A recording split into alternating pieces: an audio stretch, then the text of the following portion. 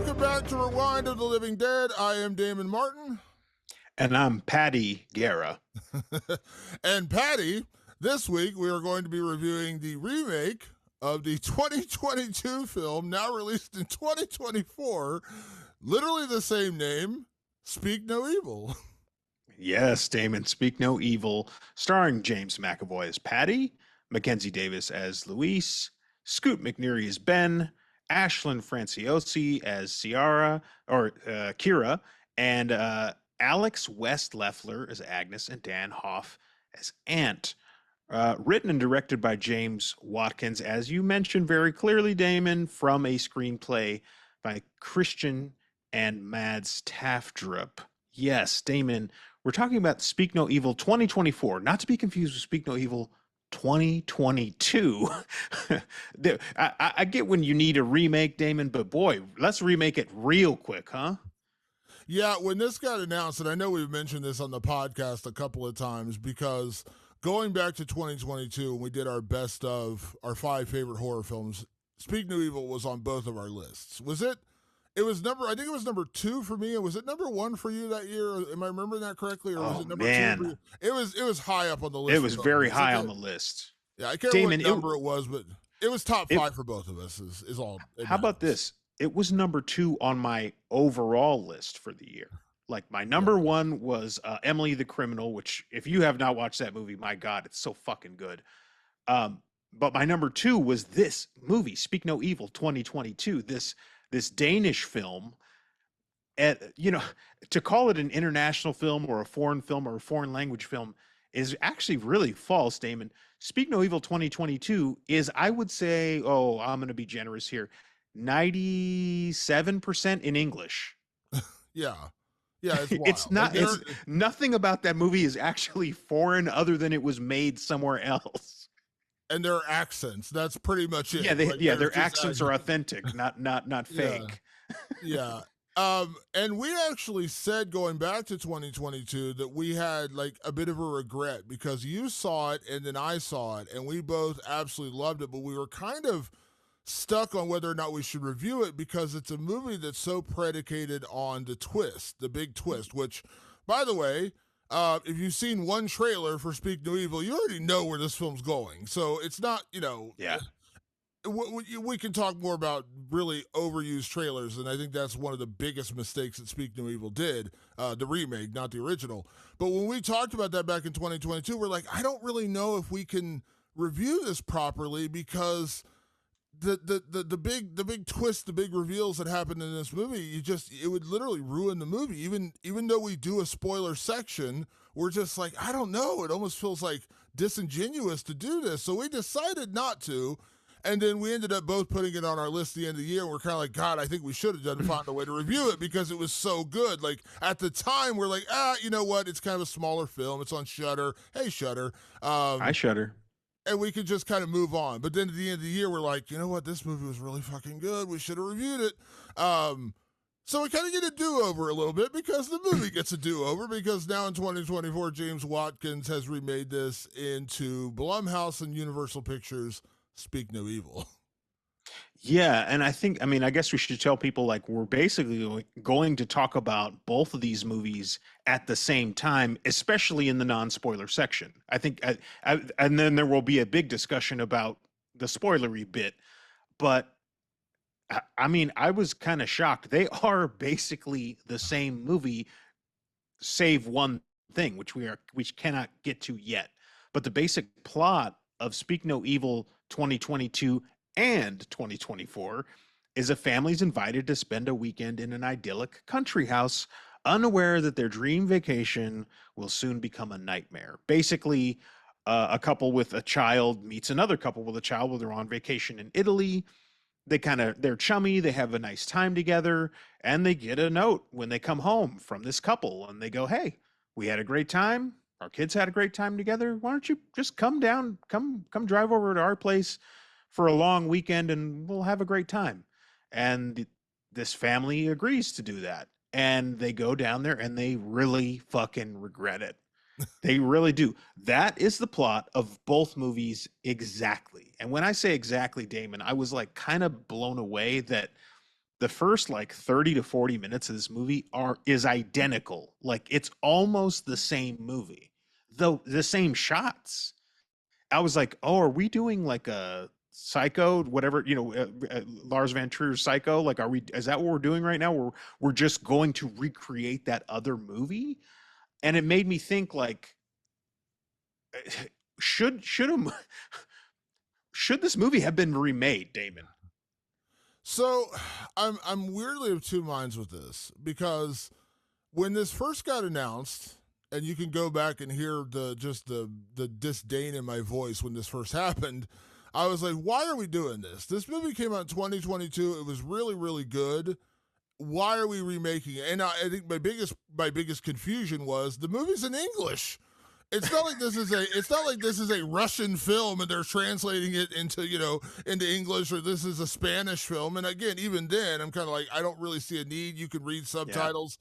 But when we watch When Evil Lurks, it's not in English, and if I guess I can understand if you want to try to make it. I don't like it. I don't agree with it. But okay, I kind of get. I don't get it, but I kind of get it just for that version, right? Like you're like, we need to put it in English for some unknown reason. Okay, fine. But this movie was in English. It was in 2022. If this movie came out in like 2007 and they just discovered it, it became like a underground hit that blew up a few years later. They're like, we want to remake this. Even then, I'd be like, you know what? I kind of get it. It came out in 2022. It's in English. It's a really well-made movie. And I was like, I don't get it. The one thing, and here's where the caveat comes in, Patrick. You're right. This movie is Gus Van Sant. This is a past, not recent episode where I talked about like why would you read Right. Psycho when you're just literally doing a shot for shot in a lesser version. No offense, Vince Vaughn, you're not Anthony Perkins. Right. I was like, I don't understand that. I never understood the point of that. Here's where the Speak No Evil remake succeeds a little bit. Now, again, to be clear, I love the 2022 version. Absolutely adore that movie. But when they announced James McAvoy was in the lead, immediately my ears perked up because James McAvoy is incredible. That guy's one of the best actors working in Hollywood today. And as soon as I realized the role he was going to be playing is Patty, which is the part of the couple that invites the Americans to come stay with him, which in the original version was the Dutch people invite the Danish people to come stay with them. I was like, oh, I know what character he's playing. Yeah. I'm kind of in because James McAvoy is so good. And to that effect, again, the original's great. I want to be clear about that. I'm not trying to knock on that, but Mackenzie Davis is an incredible actor. I like her a lot. And Scoot McNeely is a great I like actor. Scoot. I really like him as well. And Aisling, who we just talked about in Stop Motion, which was a film that you liked, I didn't really like, but I did like her performance. I was like, this is what I talk about when I say that there are some horror films that have a bit of an unfair advantage when you can cast Scoot McNairy, Mackenzie Davis, James McAvoy. I'm like, you're as long as you don't completely blow it, you're gonna have incredible performances, and that does raise the level. So while I didn't understand it then, I still really don't understand it now, 2 years later. But that was the one hook that got me interested. You got James McAvoy. That was before anybody else got cast. You got James McAvoy. I think that was what like saved him because they just said, "Hey, we're going to make Speak No Evil again." I'm like, "The fuck? Why are you doing this?" But they were like, "We're making Speak No Evil with James McAvoy," and I was like, okay. I'm at least intrigued enough based on that." So while I agree, I don't really understand it even now. The performances in a remake of basically a shot for shot remake, they are good. The performances are great. Yeah.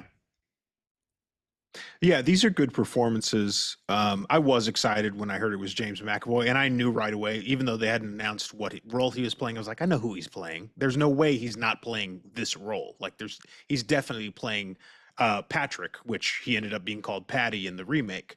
And I was like, well, that's intriguing. And then I basically left it right there. I saw one trailer for Speak No Evil. I allow myself the one, and then that's it.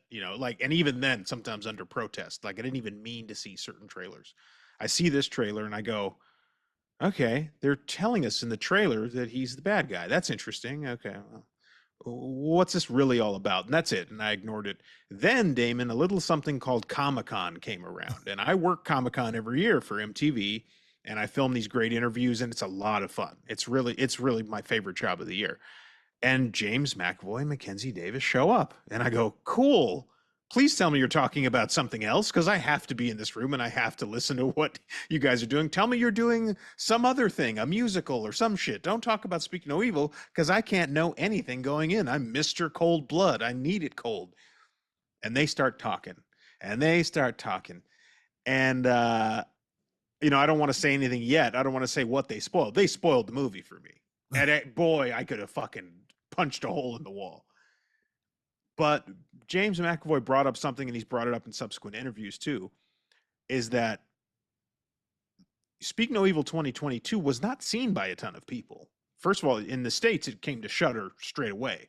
And that's all fine and dandy if you have Shudder, which a lot of people don't. I think it's like about 1 million subscribers, which, hey, that ain't bad. Congrats, Shudder. But also, there's about 350 million people in America. So that a lot of people are not seeing Shudder in America. Releases are different in different parts of the world if you have Shudder. And it's also during the pandemic. It's still kind of during pandemic times when this movie comes out, when we're still largely at home, when we're still largely not going to the theater. We don't know if anyone's going to the theater. So it's not coming out in theaters. It's on Shudder, which is a pretty small release. And McAvoy says, we could give people a chance to know about this movie by remaking it. Now, that's a fucking roundabout way of just saying, like, we can try and make this movie better, make a lot of money, and then, hey, people might know about that. And that's probably the game. They realized that movie made no money, but it was a great idea. So why not remake it? That's basically what they did. And I'm like, okay, I see the validity in that. I can see that. And then I saw who was directing it, and that changed my brain entirely. James Watkins, if you don't know, people, directed a little movie called Eden Lake. Have you seen Eden Lake, Damon? That is starring the great Kelly Riley from Yellowstone, who I adore. We love Kelly Riley. Um, there are a lot of movies with bleak endings. Speak No Evil 2022 amongst them. Eden Lake might be right up there, like literally sniffing the ass of Speak No Evil 2022 in terms of bleak endings. And I was like, oh, cool.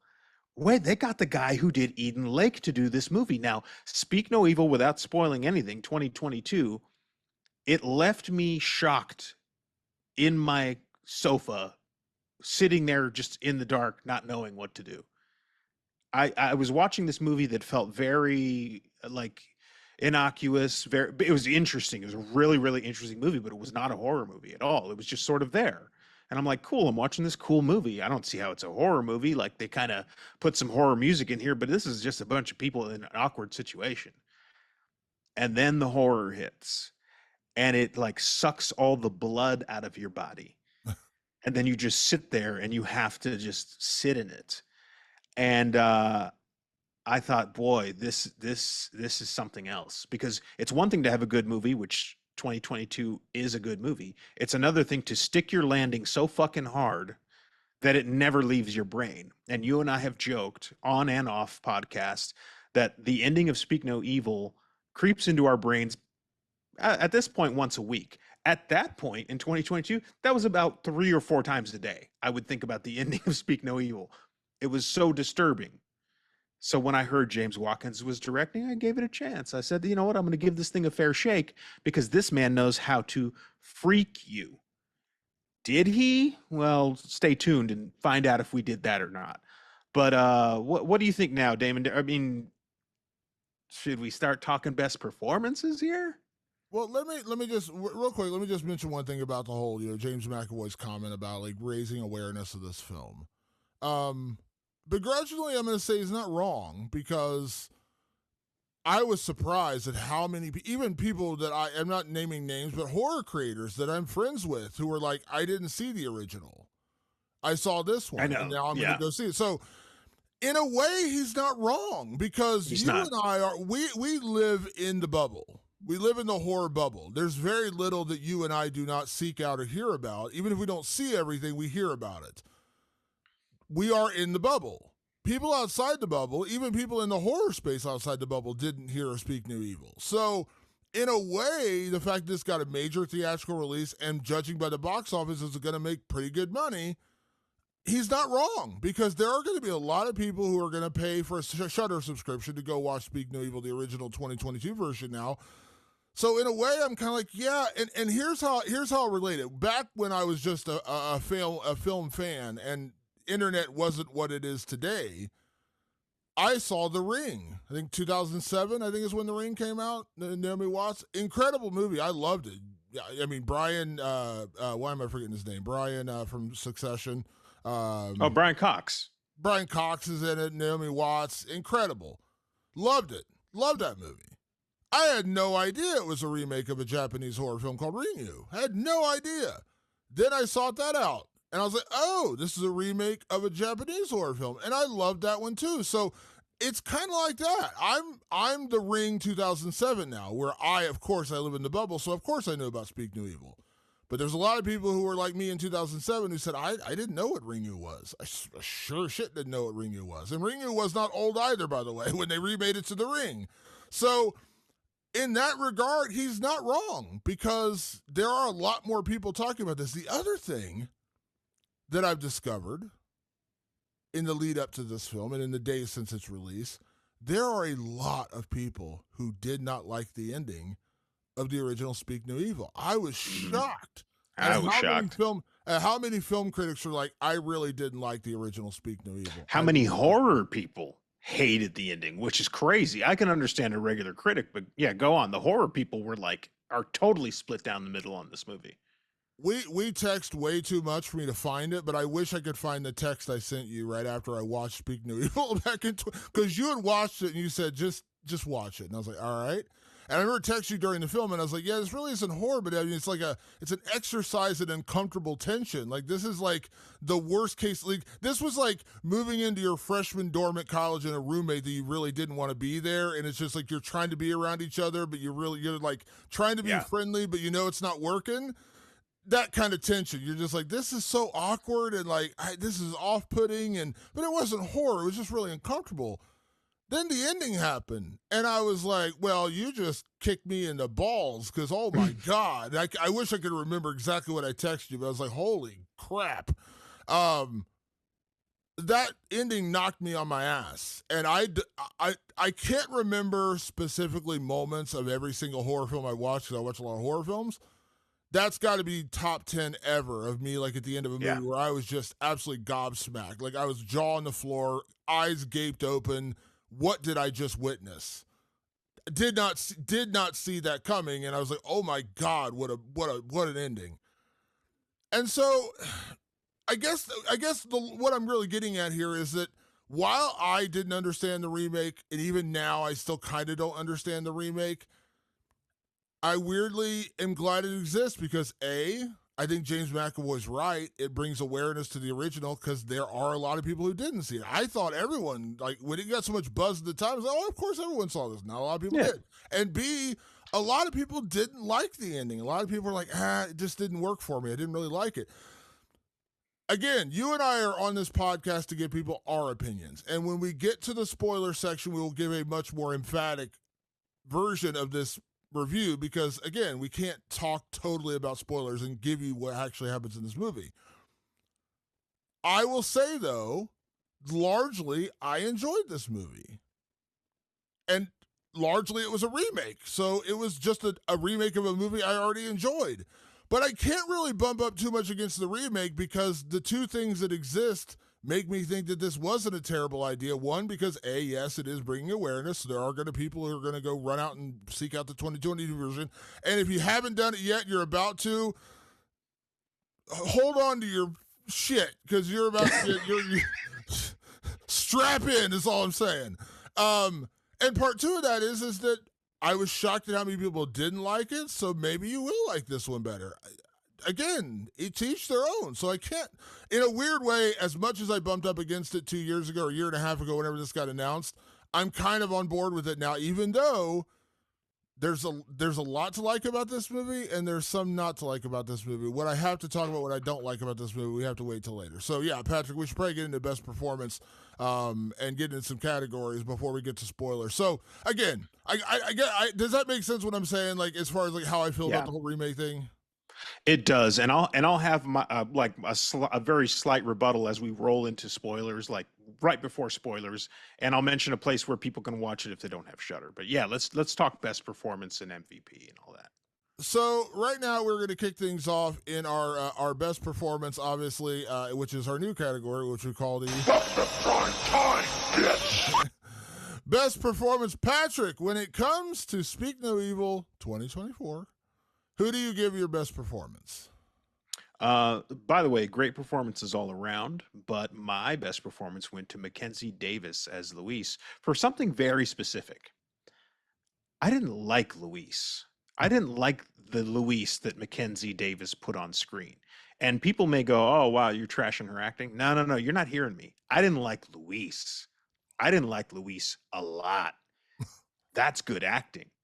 When I remember there was a movie, it was Unfaithful, and I think it was Diane Lane starring. Yep, Fantastic movie. I wanted to punch the walls, break the windows. I was so frustrated with her character. And I was like, that's great acting. She had me so emotionally riled up. Same's the difference with here with Mackenzie Davis. She riled me up, pissed me off. I could not hate her. And that's an actor going, yeah, like forget that I'm Mackenzie Davis, the very nice, lovable person that came into the studio that was just 5 feet from me. I hate Luis, and you're making me hate Luis right now. Like it's fantastic what she's doing. So I had to recognize that because that she really got an emotional reaction out of me. She was great. I'm a big Mackenzie Davis fan in general. I love her in The Martian. I loved her in a lot of things she's done. I really, really like her. And of course, she was also in a little show called Halt and Catch Fire, which she starred in alongside Scoot McNairy, which is kind of funny. I like her a lot in this movie, and I'm with you. I hated her character, but I didn't hate her. I hated her character. It reminded me of, I know I've told this story in the podcast way, way, way back in the past, but I said when I first started watching Succession, I was a late arrival to Succession. And when I watched the first season of Succession, I told a buddy of mine who told me to watch it. He's like, dude, you got to watch the show. You're going to love it. And I watched it, and I was like, I do love it, but holy crap, are these the most despicable, dislikable characters? Like there's not a redeeming quality amongst any character on this show. Like they're all horrible people, but I love it. And so that's kind of what, I mean, in a different way for Louise in this movie, but it's kind of like that. Like I hated her character. Oh my God. I was pulling my hair out in the movie watching her character, but that's a credit to Mackenzie Dern, or I mean, Mackenzie Dern, that's a fighter. Mackenzie Davis. As an actor, I was like, holy crap! Like she just, I was just like, man, I'd be like, where's the lawyer to file for a divorce right now? Because I want out of this marriage. Like she's really good. So yeah, she did an incredible job. And also Scoot McNairy, man, what a performance! Him playing the ultimate cucked husband. Oh my God, that poor guy. Yeah, I could never see Scoot McNairy as a worm. Like to me, you know, like I know a wiry badass when I see one. Like I've been around the block enough times to know somebody who you don't fucking step on their fucking boot. That's like Scoot McNairy the person. So for him to play a worm, and a rather convincing worm, I should say, was a good job too. Yeah, he did a really good job. But my best performance, Patrick, no surprise, goes to James McAvoy. This guy could do no wrong. I love James McAvoy. Listen, if you haven't seen Split, which is a horror film, M. Night Shyamalan, run to go see that. His performance was Oscar-worthy that year. Should have gotten a nomination at worst. But he's just good in everything he does. You know, he's saved a lot of movies. Like the movie Glass, which is the third film in that trilogy of M. Night Shyamalan, which is a giant steaming pile of dog shit. The one redeeming quality in that movie, again, in a movie of people I like, by the way, I love Samuel L. Jackson. I'm a big Bruce Willis fan, but the redeeming quality in that movie was only James McAvoy. He plays unhinged like you would never believe, but he has such a quiet, calm, and like creepy charm to him in this movie. He plays it perfectly. This is the antithesis of what I'm sure Christian Taptrap had in mind when he wrote this part. And by the way, again, I don't want to knock the performances in the original Speak No Evil. They were all good as well. But again, it's not. It's like it's like comparing. It's not fair to say, well, you're going up against Al Pacino. Well, Al Pacino is, he's one of the greatest living actors of our era, or going up against Jack Nicholson, or, there's just certain actors you're like, yeah, like someone else could do a reading of A Few Good Men, the scene in the courtroom where he says, you can't handle the truth. There's a lot of people that could do a version of that and be good, but you're not Jack, right? Like, that's kind of what I'm saying. Like, nobody's Jack. McAvoy plays it in such a way that he plays calm, creepy. He's also funny in this movie. There's actually a couple, there's a great moment. This is not a spoiler. There's a great moment early in the film where the Patty's family and Ben and Louise are just starting to befriend each other, and they go to dinner together, and they've had this running joke about a Danish family that's like really annoying and boring, and like they don't want to be around them, but it's like this inclusive resort where they're all staying in Italy. And so they're all sitting down to dinner, and the Danish family's coming to dinner, and Patty invites them over, and Ben and Louise are like, what are you doing? You're inviting over the annoying family. And James McAvoy proceeds to go, so we were just having a discussion. Do you fold or do you scrunch toilet paper when you wipe? Because we were discussing that when you scrunch, you don't get as much wipe factor, but when you fold, you have a chance of poking through the hole and getting a little doo-doo on your finger. It was such a funny, and like the Danish family's like, yeah, we're not coming to dinner. Thanks for bringing up toilet paper as a conversation. And they walk away, and they just start cracking up laughing together because it was like it's like the uncomfortable topic you really don't want to talk about. But I was dying. I was like, what a great little bit of dialogue. It was so hilarious and so like off-putting. But he just has such a creepy charm about him, but also he is so menacing and so terrifying in this movie. I love James McAvoy, and yeah, he was everything that I hoped he would be in this movie, he did.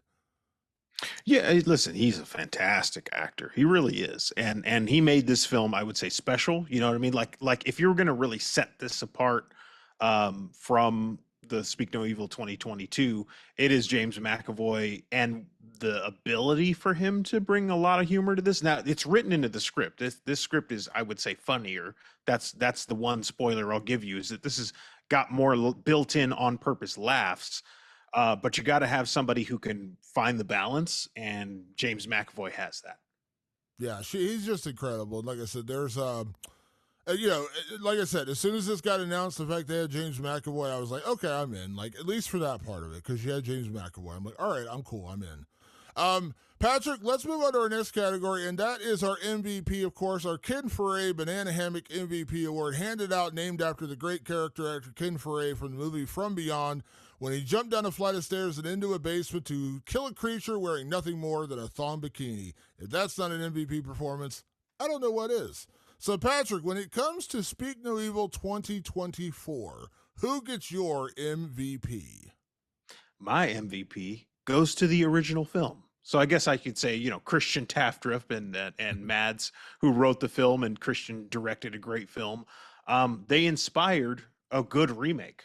This is a good remake. I'm letting you guys know that ahead of time before we jump into spoilers. It's not a bad movie. I have big issues with it, and we'll talk about that very shortly.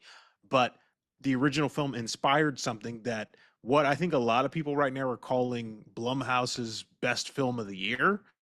Blumhouse has, I think, had a year that's probably not exactly what they were planning on, with a lot of kind of almost kid-centric movies and like gateway horror. And this movie was, I would say, something, if the Speak No Evil 2022 had never existed, people would go, wow, this is like one of the better horror movies of the year. And it was a big release, and I think a lot of eyes on it. That original film inspired this, and I got to give that film credit. I mean, listen, in reality, that is the MVP, because you don't get this without that. And it's also when you think about the concept of this film, it's not like incredibly deep or intricate. It's actually a pretty simple concept, but it's a really cool, like, no one had done it before. And I love that Christian Taftrup said, like, we were on a vacation and we had a similar run-in with a family, and they're like, hey, come visit us. And they're like, yeah, we'll pass. But in his head, he's like, what would have happened if we would have gone? And that's where this really great movie came from. So yeah, 100%. Like it really, the MVP is Christian, and of course, Mads his brother. Like they are the winners here because they took what is actually again very simple concept. Like it really is. It's not complex. It's not like this isn't one of those puzzler movies where you gotta bend your brain to figure out how it's working or anything. This isn't what was the movie with John David Washington that came out, the Tenant, that movie. Like Oh yeah, this isn't that movie. We were like, what the fuck happened? you need to watch that movie twice just to know what is happening in that movie. Yeah, this isn't that. It's a very simple concept, but it worked. And yeah, so in reality, they are Christian and Mads are the MVPs. But I went in a slightly different direction. Now, sometimes when I go off the course from writers or directors, you're like, you didn't like this film. To quote what you just said, this is actually a pretty good remake. Again, much like yourself, I bump up against one major part, which unfortunately we can't talk about until spoilers. But this is legitimately when I give my MVP to Heather Basin or Bassett. I'm not sure exactly how to pronounce her name. She is the casting director for Speak No Evil. Heather is she is a Royal Television Society nominated English casting director. She's worked for A24, Showtime, and obviously with Blumhouse in Speak No Evil. The reason I give her my MVP is because the cast in this movie is Jeff's kiss. I mean, it is, again, James McAvoy, you set the stage. Like, right away, that's an incredible piece of casting. He's awesome, as I already said. But then you bring in Mackenzie Davis. Then you bring in Scoot McNairy. Then you bring in Aisling Franciosi. Then you bring in the kids, which, by the way, both kid actors were great. This is a perfectly casted movie. And again, I know it's impossible not to compare this to the original. The original is well acted. It's not a poorly acted movie. But James McAvoy, Mackenzie Davis, Scoot McNairy, they all just raised the level here. And I think the casting was so good in this movie. Here's what I'll say without getting into spoilers. And this may be a bit of a controversial take. And you may not even agree with me, and that's fine. I think Speak No Evil 2024 is a better movie in terms of acting, performances, and execution of the story up to a point than 2022. And that's just because you've got these actors in these roles, and that's largely due to Heather Basin, who did the casting in this movie.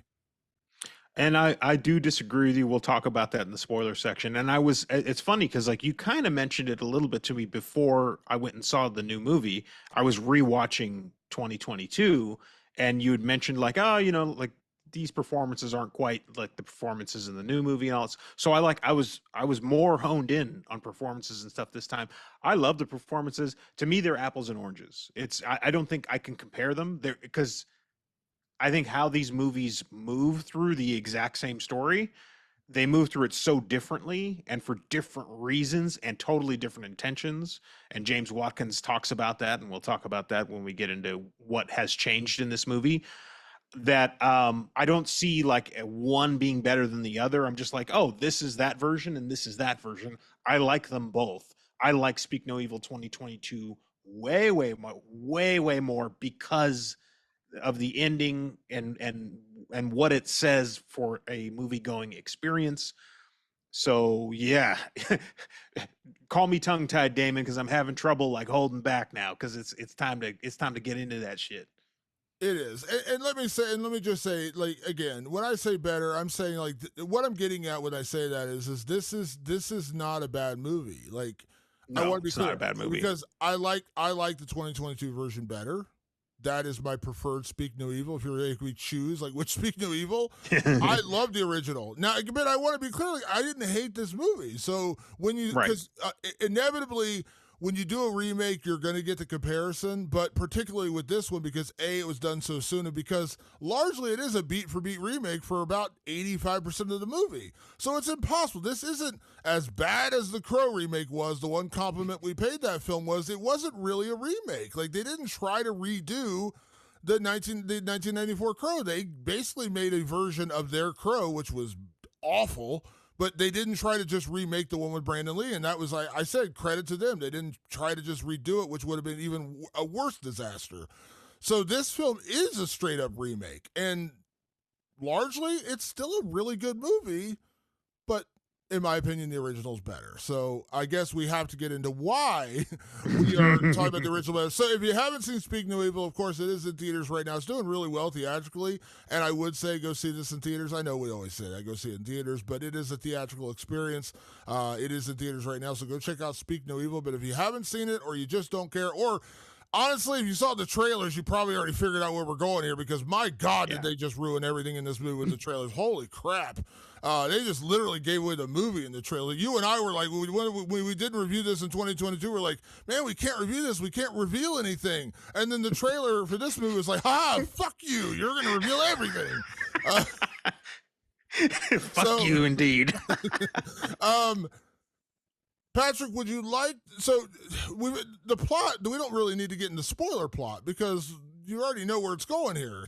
Bad things happen to these families when they go visit this other family in the West End of England, or whatever they call it, the South End of England, wherever they're at in the hills of England, in the farmhouses of England. There's two really major differences between 2024 Speak No Evil and 2022. Now, the ending we're going to get to in a second. The other one, would you like to talk about the other one first, and then we'll get into, we got to talk wildly about the ending.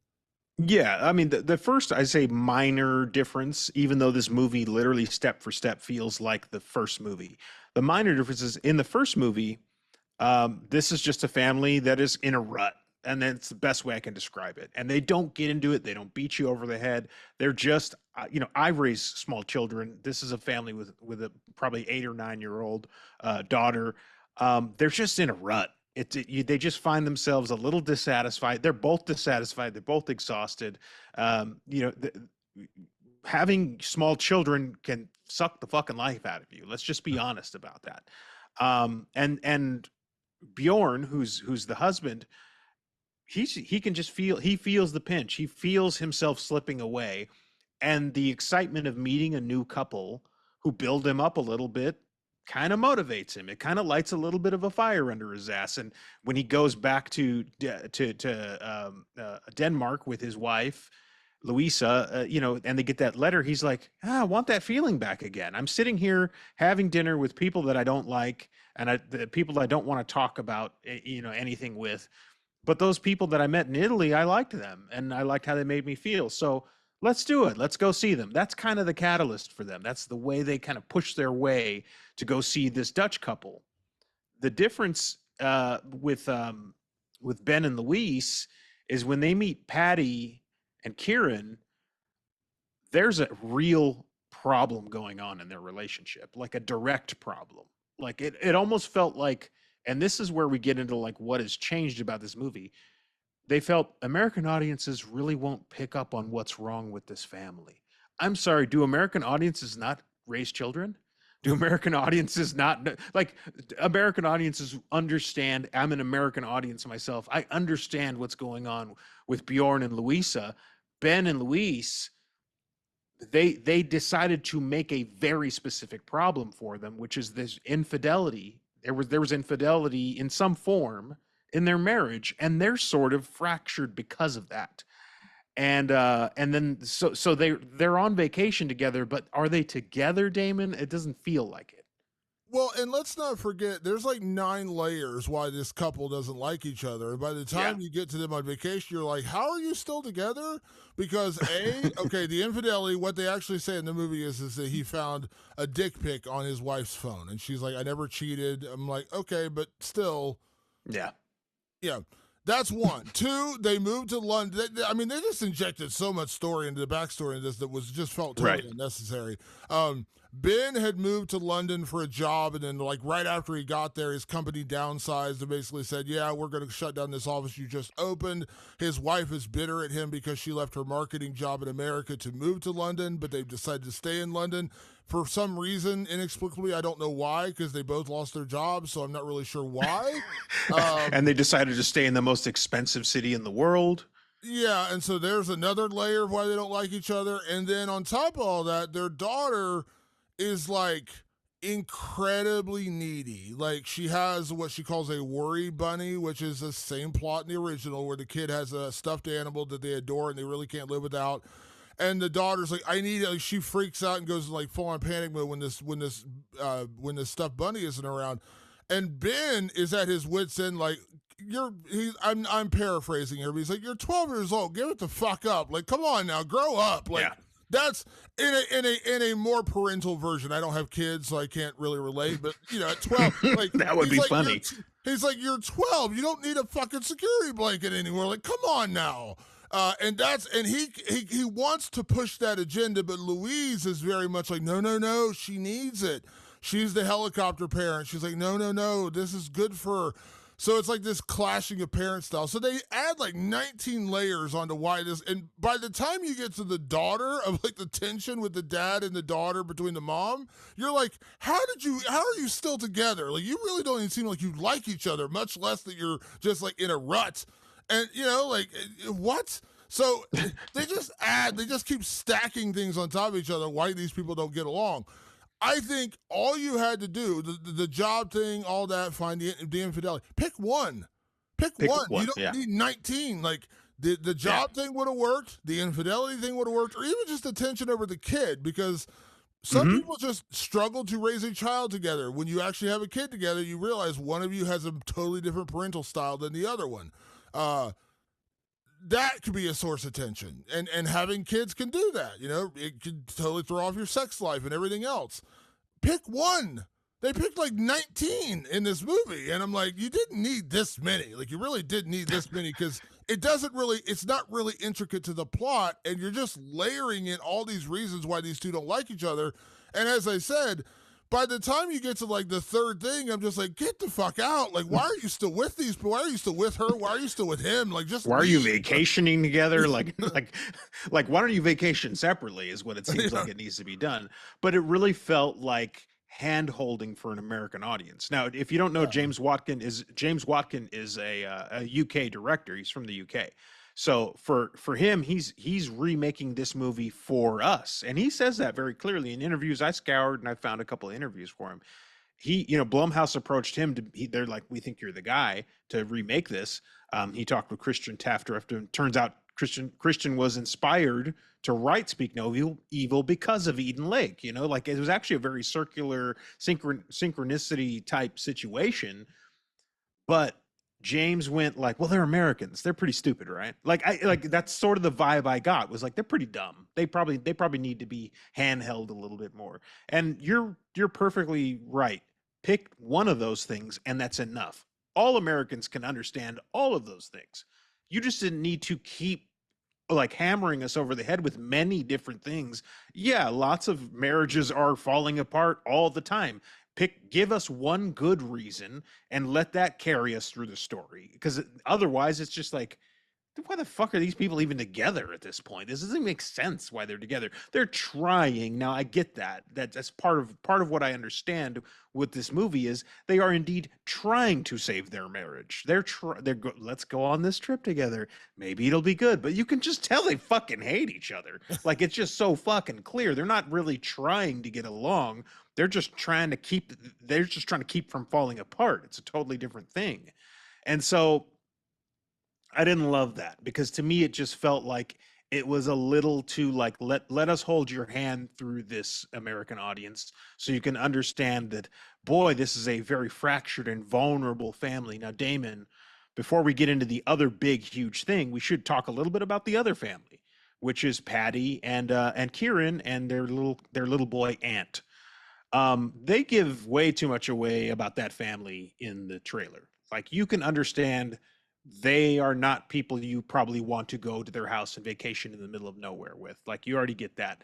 You even get in the trailer that Ant doesn't speak, and he doesn't speak because somebody cut his tongue off, because they show that in the fucking trailer, that he tells them somebody scissored my tongue off, and it's like, why give that away? Why you didn't need to give that away in the trailer. That's the very first trailer.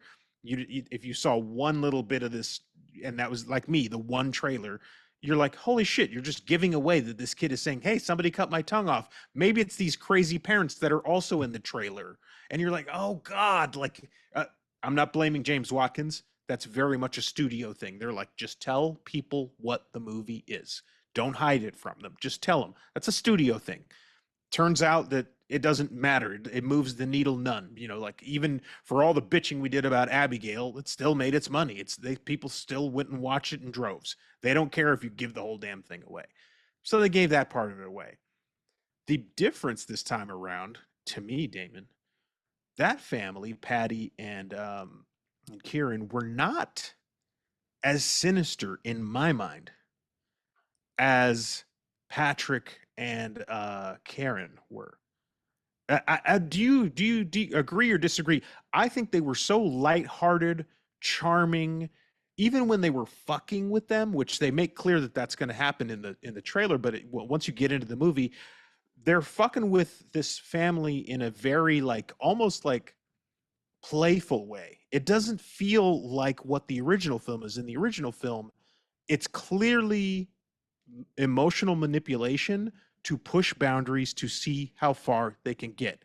That is the point of 90 minutes of a 100-minute movie in Speak No Evil 2022, is you watch this predator inch its way towards its prey to see how close it can get before it can bite the jugular. In this movie, they're really just playfully fucking with Ben and Luis.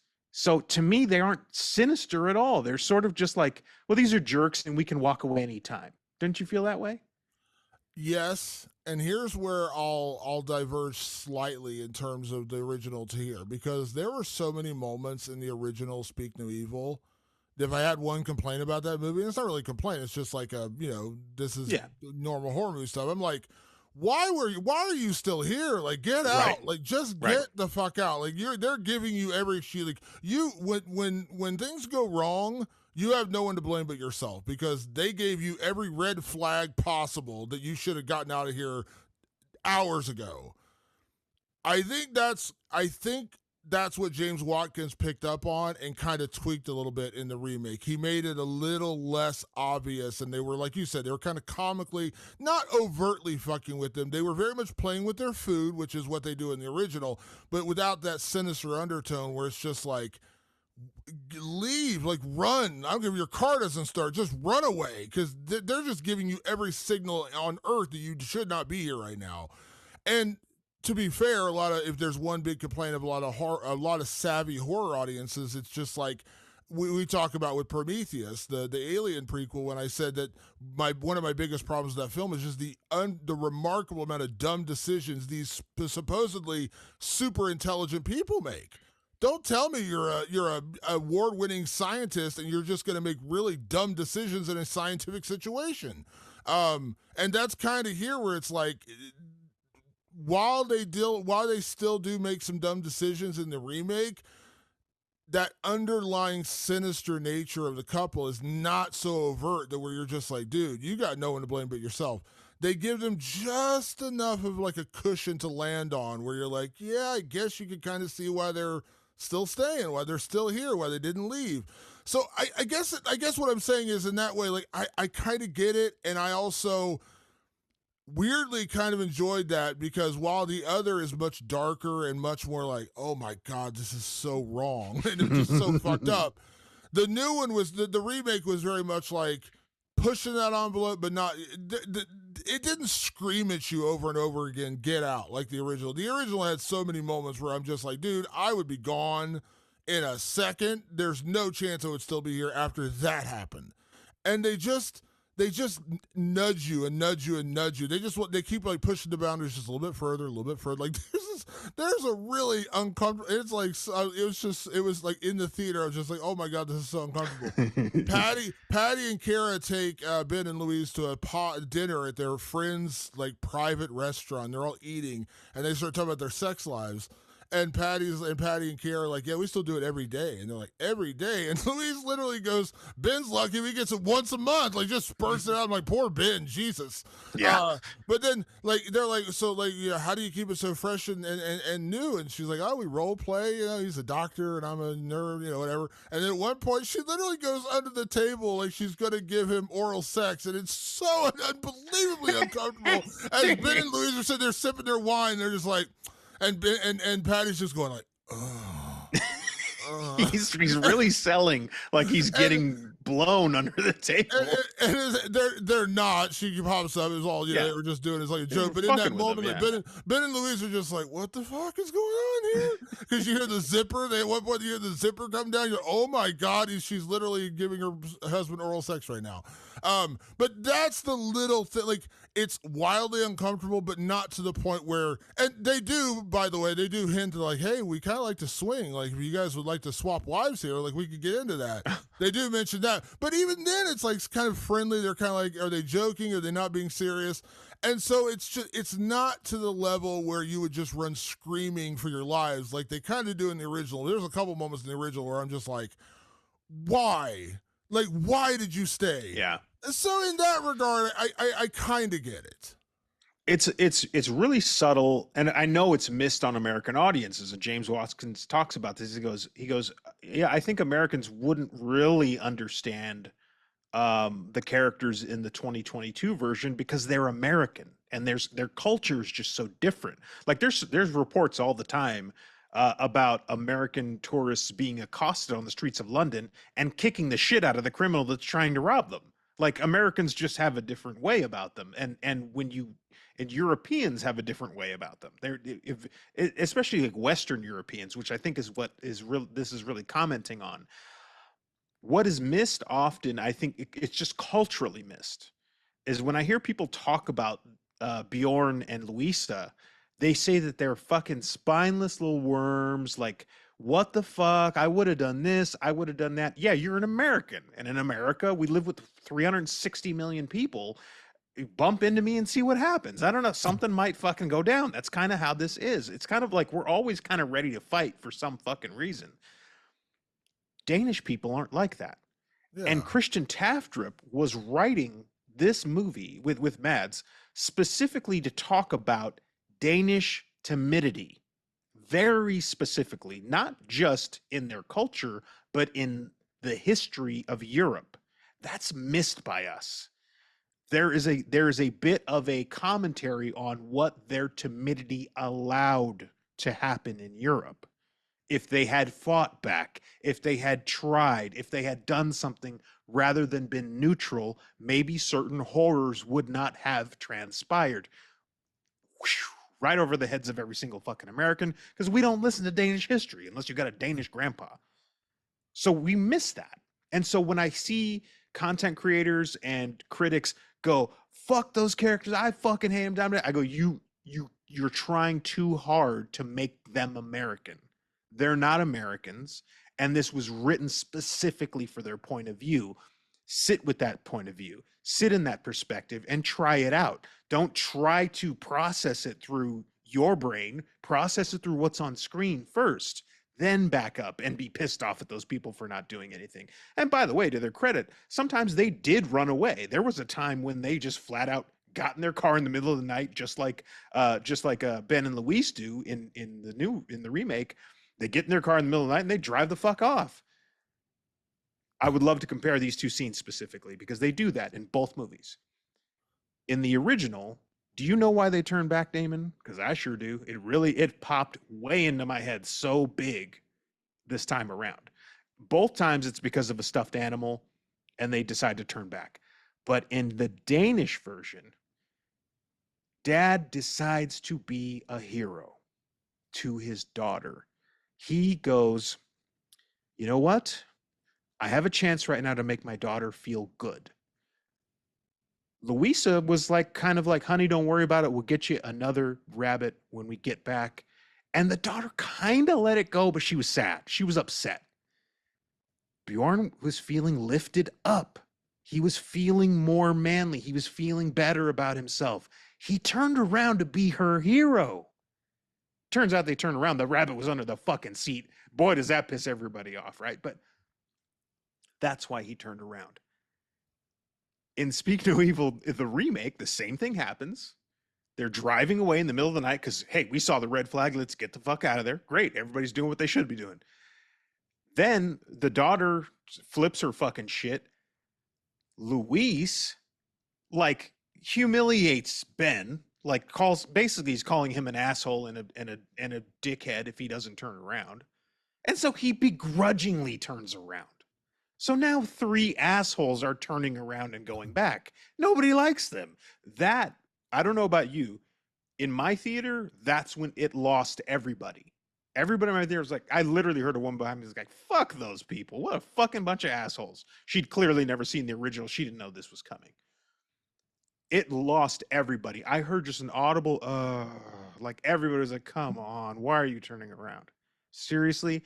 But also, they didn't like those people that were turning around. Nobody did. This is, to me, one of the critical mistakes. There's another one we're about to talk about, but the one of two critical mistakes is you don't like Ben and Luis, and you don't give a shit ultimately that they're making bad choices for themselves because you fucking don't like them. You don't like them when shit hits the fan, which you see a little bit of that in the trailer when they realize they're in a room with bad people. You still don't fucking like them. They fight back, cool, okay, but they're assholes. Yeah, so the general consensus in my theater, and it wasn't super crowded. I went and saw like a 2 o'clock afternoon like matinee showing, so there was like a few people in there, but it wasn't super crowded. Everyone hated Louise. That was 100% Right. on board when she was like she was the very much the nagging wife of like, you got to go back. This is our daughter's worry bunny is what they call it. And I'm just like, lady, she'll get over it. She'll cry for a couple hours, then she'll fucking get over it. That would have been that. But they made Louise so unlikable, and then as I kind of joked and said, Ben was so cucked by his wife that he just like, fine, honey, I'll do what you tell me. And he was just such a weak-willed guy that he had no like gumption of his own to stand up to his wife and say, no, we're not going to go back for the fucking stuffed animal. They just made him so weak-willed and so subservient to his cheating wife, which is why I joked about the whole cuckold thing. Everyone you're right. Everyone hated him for that. That's why I said pick one.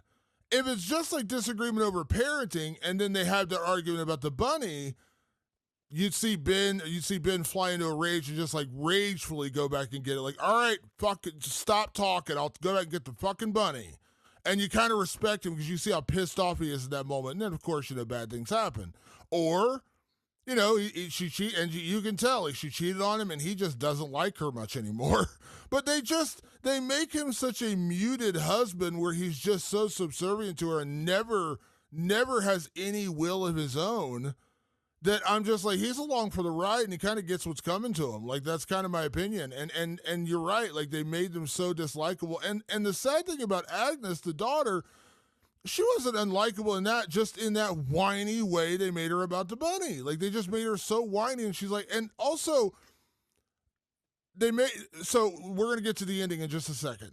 They made her like 12, I think she said. He's 11 turning 12. If she was 5 or 6 and this was happening, I'd understand it. At 11 or 12, and the brutality that happens in the first film, I'm just like, I didn't get it. I'm just like, at 12 years old, this is the route you're taking. Like, make her younger. I get it. She's 6, 7. I had a security blanket when I was like 5 years old. I understand that. At 12, does she take this fucking thing to school with her? She's about to be in She's about to be in high school in a couple years. You're sending her to school with a worry bunny? Are you kidding me? I agree. Like, they just made them so unlikable that the reason for turning around isn't bad. Like the whole, nagging wife and the kid having like a panic attack, that I'm fine with. But you made them so unlikable up to that point. You just didn't care that they were turning around. You're just like, whatever. Like, yeah. Go back and get what's coming to you. That's a great point. It really is. It's just like, oh, fuck this group. Like, and I was like, that's all wrong. To me, like right, wrong, whatever. It's, I'm just saying, like, at the end of the day, I guess what they decided was, hey, why don't we make this audience root for them to fucking die? Okay, because we don't like this. And the reason that Agnes is like that is because of her parents. She's a 12-year-old who clutches onto a bunny or security bunny because her parents like perpetuate it. That's why. So you don't like these people, and that's a problem. So go back and get your comeuppance, right? Well, Damon, let's talk about what happens once we go back. Now, in both movies, the same thing happens. They go back, and Patty/Patrick goes, oh my God, why did you leave in the middle of the night? What the fuck? And they were like, hey, well, truth be told, we were uncomfortable.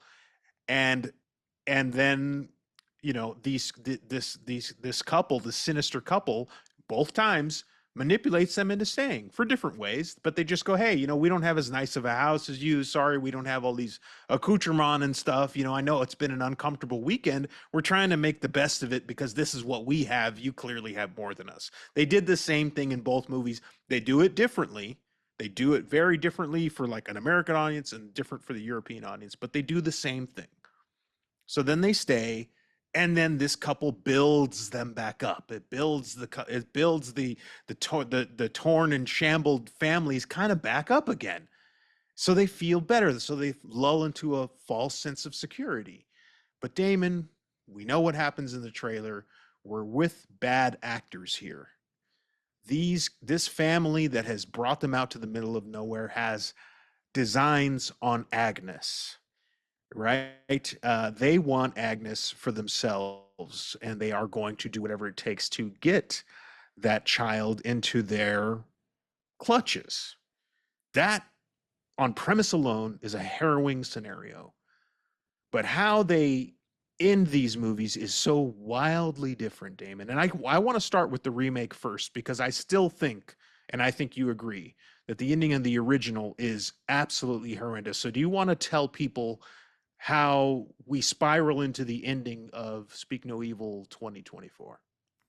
So when things start to escalate and Ben and Louise realize that they're in trouble and they need to get out as quickly as possible, they actually get to their car and they build the tension up pretty nicely. They have a flat tire and you're like, oh, he's going to take him in the garage and beat him to death in there. No, they fix the tire. Like, they just keep escalating it to the point of like, we're going to continue to mess with you. And they eventually even put them in their car and say, see you later. Have a great life. And Ben and Louise are like, okay, we thought we were going to be murdered and killed, but they're letting us go. And then as they're driving away, they push Ant into the lake and he's drowning because he can't swim. They realize this early on in the movie, he can't swim. And of course, Ben and Louise feel guilty and they turn around for Ant because he's in the lake. And so Ben jumps in the water to save little Ant, and they turn around, and that's when they end up being trapped by this psycho family. And it turns out that Patrick and Kara Feld are, the way they survive is they meet these families, they invite them to their homes, they steal their money, they basically force them to transfer all their money into their bank accounts. They try to pick ice. It was a little too detailed, like way too detailed. Yeah. They're like, send a note to your family saying you're coming home or you're not coming home. It was just like way too much. We didn't need any of that. Just, you're going to kill them, they're not going to come home. I don't need more than that.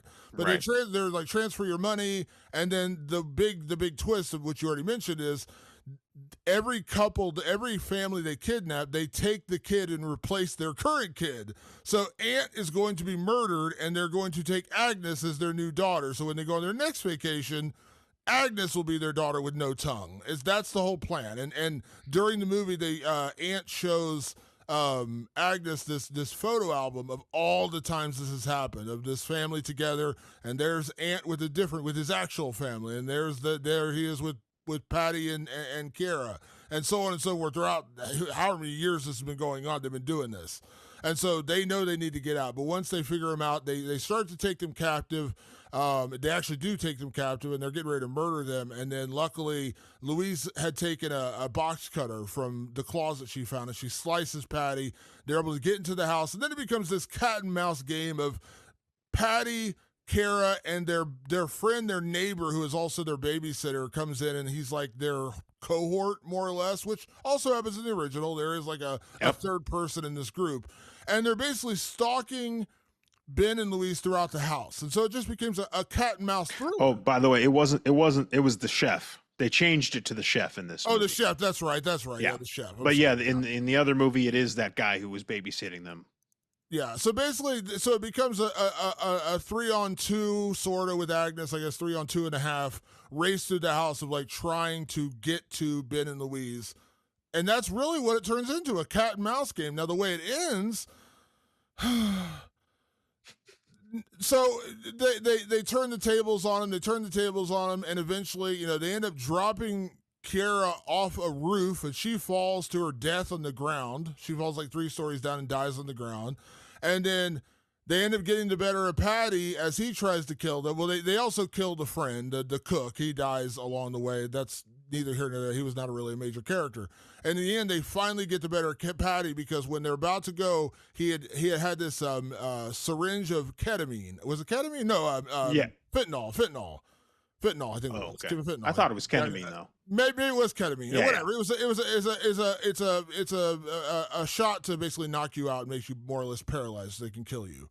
She had taken it. They were going to inject him earlier when they got away in the original scenario in the garage. They took the syringe. She injects Patty, or Ben injects Patty. I can't remember which one of them it is. They inject Patty, and he feels the effects of the ketamine, and he falls over, and he's basically comatose, laying there awake, but not really able to move. And so they're finally able to get away. So they've killed 2 other people. They killed Karen. They killed the cook. Patty's laying there motionless, about to die, and then Ant comes up in a rage because he was kidnapped and held captive for, we have to imagine, for maybe a year, whatever he's been with these psychopaths, and he grabs a brick and smashes it down on Patty's face, and Patty goes, "That's my boy." And he smashed it down and kills him, which, by the way, you don't really see it happen. It's kind of done off screen. You see him like smashing down his point of view, and then as you kind of pull away, you see like a bit of a bloody mess, but you don't really see what happens. And then Ben, Louise, Agnes, and fucking Ant just drive away. They get away, and the day is saved. They've killed the psychopathic family, and the Americans are the heroes, and they leave and they get away. That is our ending of Speak No Evil. Yes, Damon. For the American audiences, you get to cheer and go, "Yeah, we did it. That's great. We did it."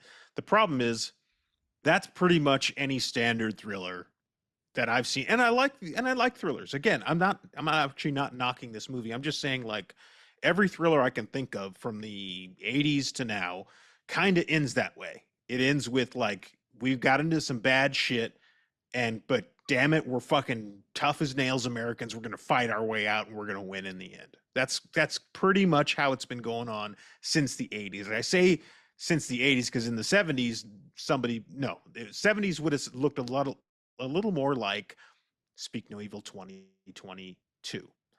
What happens in that movie is, Ant does not tip off the family that he has been kidnapped.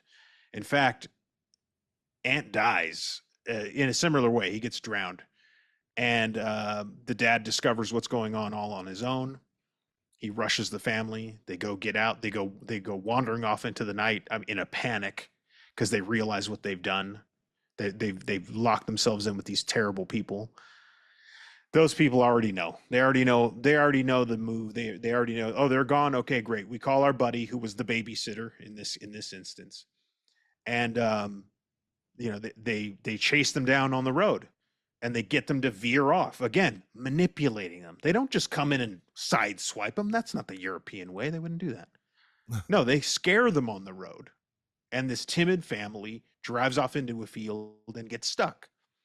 And Bjorn goes off to look for help. And while he's off looking for help, because they knew that was going to happen, Patrick shows up and says, "Hey, Bjorn got to the house and called you, so called us to let you know it's okay. I know you guys left again. I'm sorry, but we'll come get you, and Bjorn will show up, and we'll take you guys to get this figured out."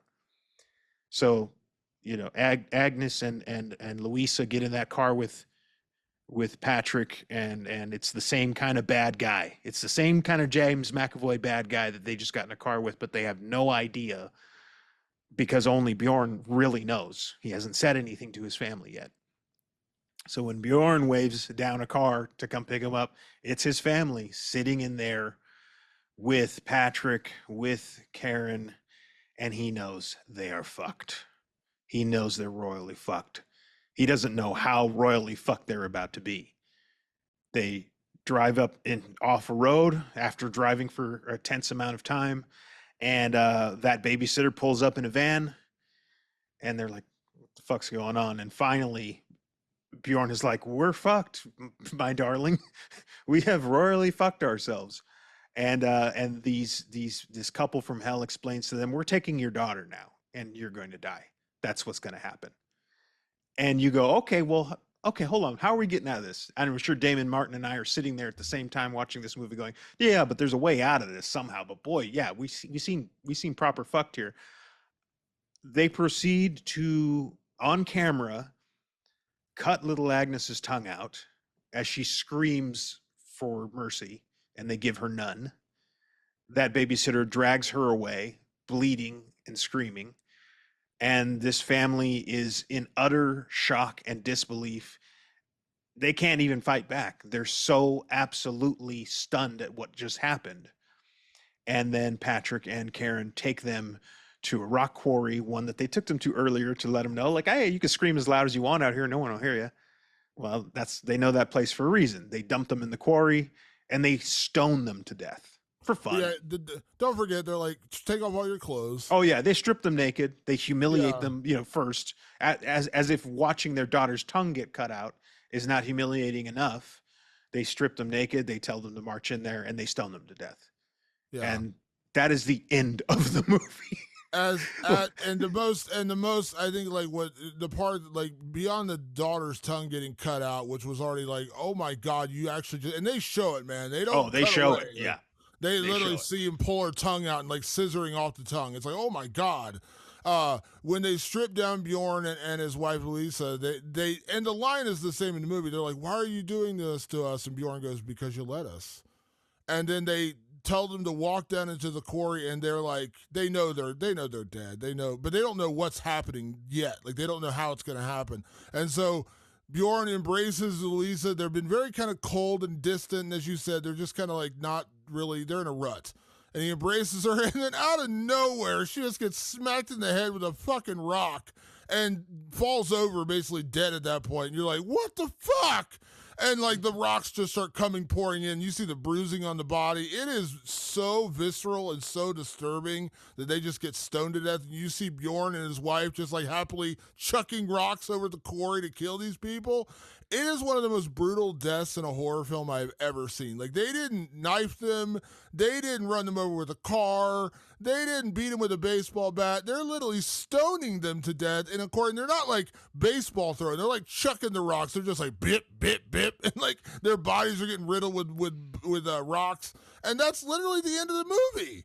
That's literally the end of the movie. They just killed them with these rocks, and Bjorn and his wife are dead, and they've literally kidnapped poor little Agnes and cut her tongue out to become their new child. It is wildly fucked up.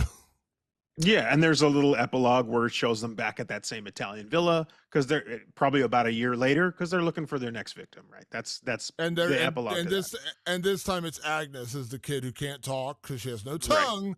This is our daughter Agnes, and it's just like, oh my god, you realize how dark and deep and sinister this family is. And this is where you lose a lot of people, a lot of American audience especially. They go, how the fuck did this family not even try to fight back? That's the point. Now, I belabored it earlier, but this is the genius of this movie. And I mentioned a little bit, I did a TikTok on this, but I'm going to read my notes because I think it was better than what I said in the TikTok. People get so angry at these characters when shit hits the fan. I'm talking about Bjorn and Louisa. What they aren't used to are characters who aren't just weak, but who won't find the strength. We are so used to characters that find the strength. And to see this kind of weakness is sickening, but it's also much closer to reality. We watch movies to fantasize about standing up to the bullies. These people are prey, and they were targeted for that specific characteristic. Now you have to sit in the discomfort of that failure, of that weakness. It makes you, the audience member, feel vulnerable and weak. It's such a powerful thing to not give the audience the victory, and we feel violated. Damon, I'm a parent. When I watch them cut a little girl's tongue out, and the father just pukes in absolute panic, I felt violated. There's no other way to say it. I just go, oh my God, if I was in that situation, I'm less than a worm. I'm less than slime. I'm less than scum. It made me feel absolutely shitty about myself. because and it gave me no out. It goes, no, these people are going to get fully steamrolled over. That's what's going to happen here, and you're going to have to live with their decision because you're all that's left. They're gone now. They're all done. You got to sit in that. That is the kind of filmmaking that I have to take my hat off to, because I go, it made me feel, and boy, it made me feel for weeks and months and years. Where I'd be washing the dishes and my eyes would just go dead for a little bit while I thought of those scenes.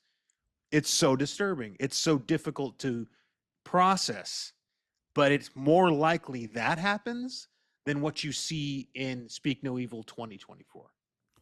Also, there's a moment where Bjorn is like, What are you doing? You stop." And he doesn't physically do anything, and Patrick just basically bitch slaps him. Like, he punches him a couple of times, and Bjorn just like rolls over and he's like, "Oh."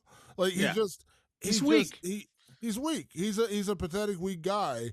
And here's for the people who say that would never happen, you would fight back for your child, you would do all these. I'm not saying you're wrong. But let me relate this back to you from experience I know you've had, and I've come close to this myself. We all like to envision this scenario that if we were in heat, or we were in like a bank robbery situation, a guy comes in with a gun, we would be the hero. We would be like, "Fuck Right. your gun. We're going to tackle this guy. And we're going to save the day." We all think that. We all do. It's just ingrained in us as Americans. We're going to be the badass to save the day. We all think we are.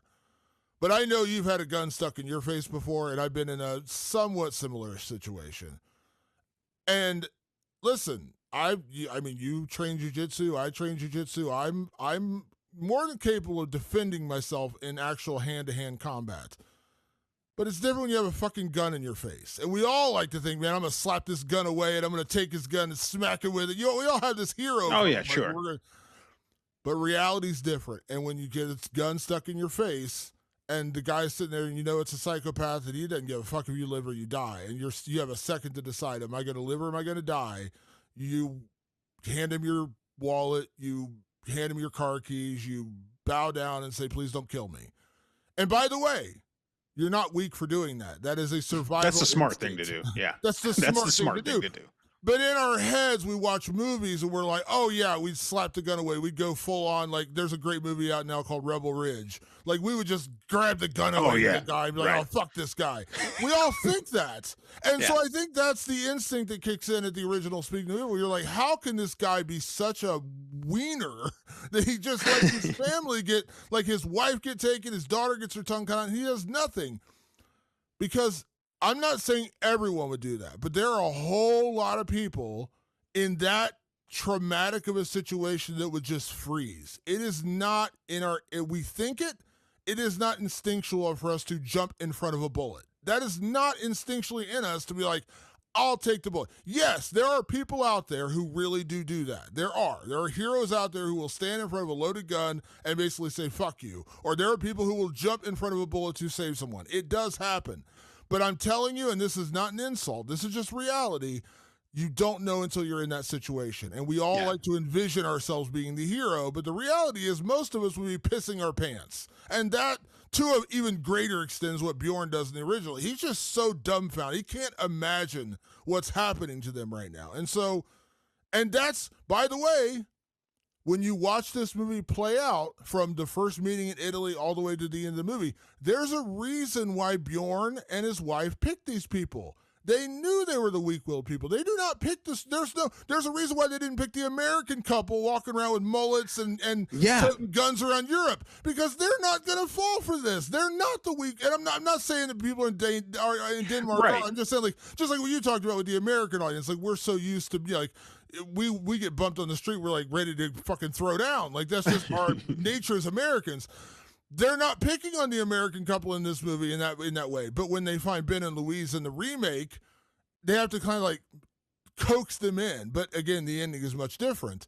But that's the point of this movie. They pick Bjorn and Louisa because they are weak-willed. They know they're weak-willed. They study them. By the time they pick them out of this crowd in Italy, they know they've got their prey. And by the time they've mentally fucked with them for several days at their farmhouse in the middle of the Netherlands, They know they're not going to fight back. They know Bjorn's a giant pussy. They know he's not going to do anything. So by the time you get to that frustrating point where you're like, how do you not do anything? They already know they're not going to do anything. That's why they picked them. Yeah, the second time they drive away, they go, "That's fine. Let him drive. I'll call. I think it was Muhammad or whatever his name was. I'll call him. He'll meet him at the pass. We'll get in the car. We'll do the thing." They already knew.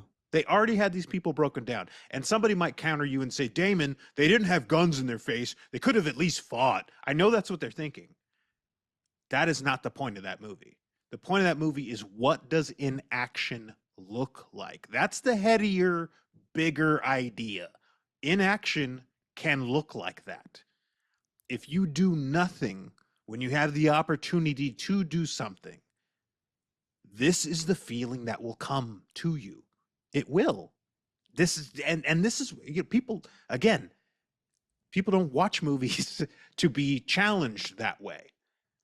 Christian Tafter says, I want to challenge you to see what it looks like when you do nothing, and to see the horror of what happens when you do nothing. I know what you want to do. I know what I want to do. But I know that there are times when we do nothing and we let this happen. This is exactly what happens. They let it happen, and the horror of that is real. The horror of now, it doesn't have to be this particular scenario. They're using this scenario to make a point. Maybe in a real scenario, Bjorn and Louisa would have fought for their kid. They still would have lost, by the way, because they were out in the middle of nowhere. Muhammad's out there, probably has a gun. I think in fact, if I remember correctly, he did approach the car with a gun, if I'm not mistaken. I believe you're right. Yeah, I believe so. Yeah, so like, they could have fought. They would have lost, because they would definitely have gotten the shit kicked out of them by Patrick alone. Patrick alone could have beat both of them up easily. I don't even think Karen had to step in. And then they're in the middle of nowhere because they've been funneled into the middle of nowhere. Like, they have nowhere to go. You just have to sit in your consequences, which, boy, oh boy, lots of people don't like. Lots of people. And then, so the people that saw that ending play out went, fuck that. That's not how things go. And I go, actually, that's probably how things go more often than not, especially if you do nothing. And that's what the point of that movie is. That's why it was a genius film. That's why it was nearly my #1 film of the entire year, because of that ending, because of how bold it is to go, I'm going to make the audience sit with the weakness and the price you pay for it. That, most movies never do that. That, Damon, is what we call a good old-fashioned fucking swing. Well, and again, I'm not saying that just making a bleak ending is the way to go, but because we are so conditioned for the better outcome in films, even horror films, to be honest, like we're conditioned to expect totally a heroic ending, a good ending, a happy ending. When I watched the original Speak No Evil and just atrocities that are carried out on screen in those final 15 minutes, I was just so dumbfounded. I was like, what did I just watch? Because this was pure evil unleashed on this just poor family. Like, they were weak, and yes, weak-willed, but they were just, I mean, no, of course no one deserves that, but it was just like, I can't believe I just witnessed this on screen. And it was so shocking and so stunning because I didn't see it coming. I knew it was going to go bad, but even that, like, cutting out the girl's tongue, I was like, oh my God, like, they're really going for this. And it's just something you don't expect. And the problem I had with the 2024 Speak No Evil was I saw it coming. I knew they were going to let him survive. That is the ending we expect. And that's the problem. I want my expectations subverted. Now, if you saw the original Speak No Evil and you went and saw this one, maybe you were. You're like, oh, they're not going to get away. And then they do. And you're like, I guess that's maybe what they were going for, to say, oh, look, we switched it. We changed the ending. They got away. Fine, if that's what you're going for, but what made the original so effective was it was bleak, it was dour, it was depressing, it was sad, it was brutal, but it was also just mired in that misery of watching what these poor people are going through, and there's no winning, there's no escaping, you're not getting out. And that is a hard emotion to grapple with. I fully understand. I'm not even begrudging people who didn't enjoy it, because some people just can't handle that bleak of an ending. Like, they're just like, this is just too dark. Like, this is just too dark. Some people, when a kid dies in a movie, they're like, I can't handle it. I If get you it. can I believe it, understand. yeah, there's certain horror people who are like, I need a happy ending, just so you know. I love horror, but it's got to have a happy ending. And I'm like, Yeah. oh, interesting. Yeah. So I like, but for me personally, the reason why the original works so much better is because not only did I, again, even though I knew something bad was going to happen, I didn't know that bad thing was going to happen. And then for it to continue to escalate and get darker and darker and more bleak. And by the ending, when they're literally stoning them to death, I'm just like, this is one of the most stunning, shocking endings of a film that I've ever seen, unlike anything I've ever seen. And it left me like when it was over and the credits were rolling, I just sat there and stared at the TV for like 2 minutes during the credits, like, what the fuck did I just witness? Huh? I can't believe they did this. That shocked me. And again, we always talk about desensitized we are to horror movies. I was just I was just sitting in my couch going, What? What just happened?" And that again, I understand the instinct of wanting the good guy to win or wanting the family to get away. All I understand the instinct of that, but that's what made the original so brilliant is that you didn't see it coming. You didn't expect that to happen. You really didn't expect it to get as bad as it got. Like Oh, it's one thing to God. kill them, it's a whole other thing to literally watch them cut their daughter's tongue out and then stone them to death. Like they just kept escalating it. So again, I honestly think the new Speak No Evil, the remake, is 85% pretty great. Like as you said, like they're not overtly fucking with them in the sense of like giving you so many red flags to run for the door. They do it in such a subtle, quiet way that you're kind of like, okay, I kind of see why you're staying. I kind of see what you're doing. Again, that's maybe catering to the American audience where we'd be like screaming, run for your life. They don't really quite go to that level yet. When they get there, then they switch the thing over and they say I mean, they're literally hiding out in the killer's house, and somehow the killers can't get in to get them. Like what?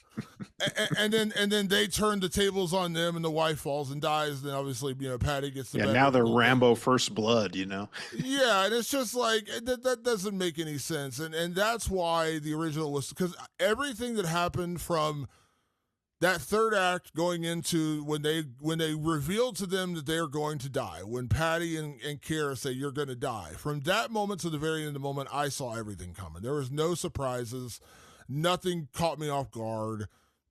I was just like, yeah, this is the standard boilerplate thriller. I've seen this 1,000 times. I've seen some version of this 1,000 times. And that's why the original was so much better as far as the ending. I didn't see it coming. I certainly didn't see it being that dark and that bleak and that dour. And when it was over, I didn't sit in my seat. And with the new one, I didn't sit in my seat going, what the fuck? I did with the original. When the original was over, I was just, again, I wish I could find my original text. I was just like, what did you just make me watch? Like what did you just put me through? I need to see my therapist now. Like what did you just put me through?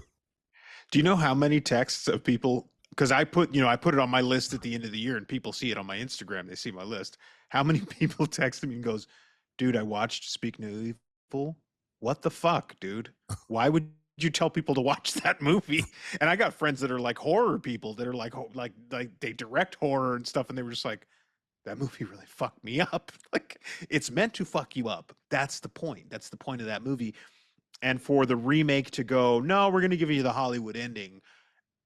It feels pretty like it feels like a betrayal of what made Speak No Evil special, because Speak No Evil 2022 subverted all expectations in the end, all of them, like to the bitter end. That is the mark of a great movie, a movie that tricks you. Even though at that one point when Patty says you're all going to die, I go, no, they're not. They're not going to. I know they're not going to die. A cash money down. You are not going to subvert my expectations. Now, had they and that they and Ben and Louise die, I'd be like, oh shit, you got me. Cool, fair game. You got about 95% of Speak No Evil right. Cool. They didn't do that. I went, they're not going to fucking die. They're going to find the strength. They're going to fight back like everybody has done for the last 40 years. And they do. And I go, okay, cool. So that was a good movie, but a movie I've seen a million times. And when I suggest this to people I worked with, because I have a couple of horror movie fans I work with, they're like, what's a good horror movie? And I was suggesting back then, I was like, watch Speak No Evil, but be prepared. If you can't handle dark, like really, really dark films, don't watch this because you will not be the same. Like I'm like, this is my like, my AD BC. This is like, before Speak No Evil, after Speak No Evil. That's my life timeline now. Like before that movie, I was a much happier person. I saw that movie and I'm just way fucked up now. But I warned people, I was like, just be aware. Like, you have kids. The couple people who did this, I was like, you have kids. Like, be aware. This is a really dark, messed up movie. Now, the two people at work that watched it were like, I loved it. It was so dark. I didn't see it coming. It was so unexpected. And they hit me up after the remake came out, and they're like, because they know what it is. They're like, did they change the ending? And I said, do you want to know? They said, I want to know. And I said, yeah, they changed the ending. And the one guy literally messaged me back. He's like, what the fuck? Why would you do that? Why would you do that? That was so brilliant. So, yeah, I mean, I guess, like I said, to James Watkins' credit, he said he wanted to make his own adaptation of Speak No Evil. That's their adaptation that the good guys got to get away. And to me, it totally changes everything about this film because even if after everything we talked about, all the weird layers to the relationship between Ben and Louise, and you don't really like them, and even if they fight back, and they're Americans, so they fight back. But if you fight back and lose, that's even harder it's a harder pill to swallow. I'd have been interested, yeah. You actually kind of solved the complaints of the people who watched the Danish version and said, you didn't do anything, man. You just sat there and watched your kid get her tongue cut out. And I'm not going to rehash what we said about why that didn't happen, but I'm saying the people who were like, I would at least done something. I mean, I would have got killed, but at least I would have tried. But at least if Ben and Louise would have tried and still lost, then you'd be like, shit, like that's really, really dark. No, they tried, they won, they triumphed, and they drove away in their Tesla. And I'm like, what the hell? And I know I'll give a shout out to Colby Does Horror, which is a guy that I think you and I both follow, who's a great horror creator, and he very famously hates the original Speak No Evil for all those reasons. He even said, like, he goes, I loved this movie because they fight back. He goes, but why the fuck didn't they lose in the end? They should have, they should have fought back because, like, that drove me nuts that they didn't in the original. But why did they fucking win? Like, even he, who hated the original, was like, they should have lost. They totally should have lost. But apparently, Damon, I feel this rolls right into one of our categories tonight. Maybe you want to intro that. Yes, our next category is a little category named after one of the characters from a little movie you and I very much do love called The Blair Witch Project. I kicked that fucking map into the creek yesterday. It was useless. I kicked that fucker into the creek. This is our Mike Kicked the Map into the Creek award for the character we'd most like to punch in the throat. Or whatever version of character, person, someone. Yeah, this time it's not a character. Yeah, so that's why I said to preface that, say it's not a character this time. Patrick, who do you give your Mike Kick the Map into the Creek award to? Normally, this is designated for a character in the film. This time I said, whoever decided that this movie needed a safe ending. Well, it turns out now I know after reading a few articles, James Watkins decided this needed a safe ending. He wrote the movie Eden Lake, which again has a very bleak ending. And he said, I've already done that. I wanted to do something different. Okay, James, congratulations. You did something different. And boy, did it not work. Like, I love everything about this movie except the end. That's not what you should say about a movie. You should say, hey, 95% of the movie didn't work for me, but I fucking loved the ending. At least that. Now I get to say, yeah, this was a movie. Cool. It was a perfectly serviceable movie, but it's nothing I ain't seen before. And I don't think you want to be remembered for making movies that everybody's already seen. So, weirdly, my Mike Kick the Map into the Creek award, sadly for this movie, also goes to James Watkins, but for a slightly different reason. While I do have a problem with what you're talking about, I totally agree. Here's where the writer in me comes out. And I'm not trying to do a rewrite of Living Dead. I'm just saying here's where the writing comes out. You spend this is about a 2-hour movie. It's an hour and 50 minutes. It's a longer movie. Yeah. You spend almost 2 hours showing us over and over and over and over again how weak-willed and wuss, whatever word you want, weak-willed and just cowering that Ben is. Ben is a cuck. I called him a cuck earlier. He is 100% a cuck. Like, he was 100% the guy who just doesn't seem to, like, really let it affect him that his wife is carrying around dick pics of other guys on her phone. He's just like, why did you do that? Like, he's a weak coward. But then suddenly at the end of the movie, he becomes this badass who, like, decides to hide in closets and stab people, and he jumps down and breaks his ankle and, like, saves the day. And I understand there's, like, the character, you find your heroism. I understand that's a trope of filmmaking. I get it. But you've painted this guy as such a weak-willed wuss the entire movie. He shows zero strength. None. Throughout this entire movie. Zero. None. And then all of a sudden, he's a badass who's going to take down two people who have obviously killed dozens of families at this point. That they're going to get the better of them in their house? And this guy's the one who's, like, secretly, like, coming up with all these plans, and, like, he's suddenly this genius who figures all this out. No, like, I would have actually understood it better if Louise was the one who did all that, because at least she seemed like the strong-willed one of the couple. Yeah. But Ben, they wrote Ben the entire time to be this cowering weakling, and then suddenly he becomes a hero. And again, I understand the hero complex of, like, finding your inner strength. I get it. But they wrote him as such a weak-willed character that they did an admirable job of copying Bjorn from the original film, because Bjorn was a weakling. That's why when we said, like, when he didn't fight back, you're kind of like, that's kind of the character you wrote. Bjorn was a weakling the entire movie. There's a reason why he just got punched a couple times and watched his daughter he puked when his daughter got her tongue out. He didn't punch somebody back. He watched and puked because he's a weak-willed dude. They painted Ben the exact same way, and then suddenly he becomes Rambo at the end of the movie? That just doesn't make sense. No, it doesn't. It really doesn't. This movie falls apart at the end. It makes sense. It's logical, blah, blah, blah, all that stuff. But you're right. It falls apart because the characters aren't true to who they are. They just aren't. I'm sorry. Patty and Kieran have done this multiple times. And honestly, they barely make a dent in these two. Now, don't get me wrong. I love being American.